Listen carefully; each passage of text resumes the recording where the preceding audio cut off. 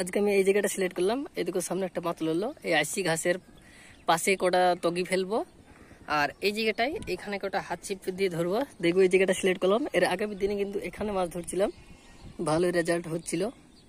তা আজকে দেখি এই জায়গাটা সিলেক্ট করলাম। মাছ ধরার পক্ষে কিন্তু সবথেকে মেন পয়েন্ট হলো জায়গা সিলেক্ট করা, মেন ব্যাপার।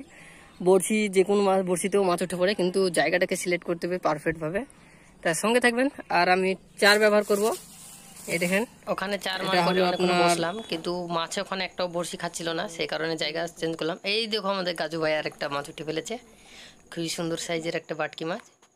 দেখা এদিকে গাজু, খুবই সুন্দর সাইজের মাছ দেখো। আমি কিন্তু একটা উঠিয়েছি, গাজু একটা। এখানে খুবই সুন্দর খেয়েছে মাছ বড়শি। এইদিকে ওইদিকে অনেক গাজু ভাই একটা মাছ উঠানোর চেষ্টা করলো, কিন্তু পারলো না, মাছটা ছেড়ে দিল সাইডে। আমাদের এখন এটাও এখন মনোমুগ্ধকর এখন দেখতে দৃশ্য হয়ে আছে। চারিদিকে এখন শ্যাপলা পাতা হয়েছে প্রচুর পরিমাণের আমাদের বিলে। আর এই দেখো গাজু একটা বড় সাইজের মাছ উঠিয়েছে, দেখো পালায় না, ভালো সাইজের মাছ উঠেছে। দাঁড়া দাঁড়া জুম করে একটু গিলাস এইদিকে, একটু এইদিকে, একটু ওই সাইডে, পানি সাইডে, ওই সাইডে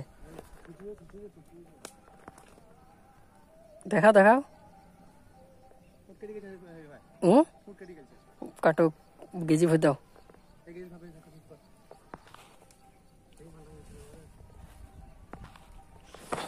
মাছটা আসলে খুবই সুন্দর করে ডুবিয়ে ভাতনাটা খেয়েছিল।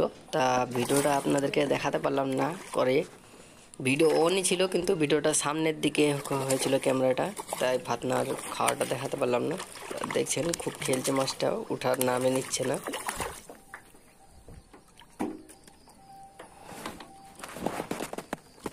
ভালো সাইজ।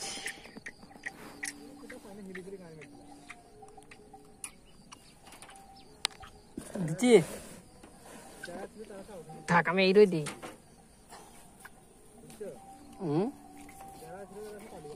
কেউ পালাবে না।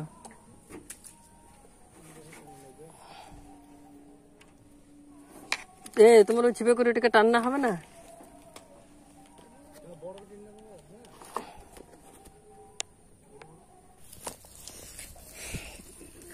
মাছ বাজবে গো, অনেকগুলো মাছ তো,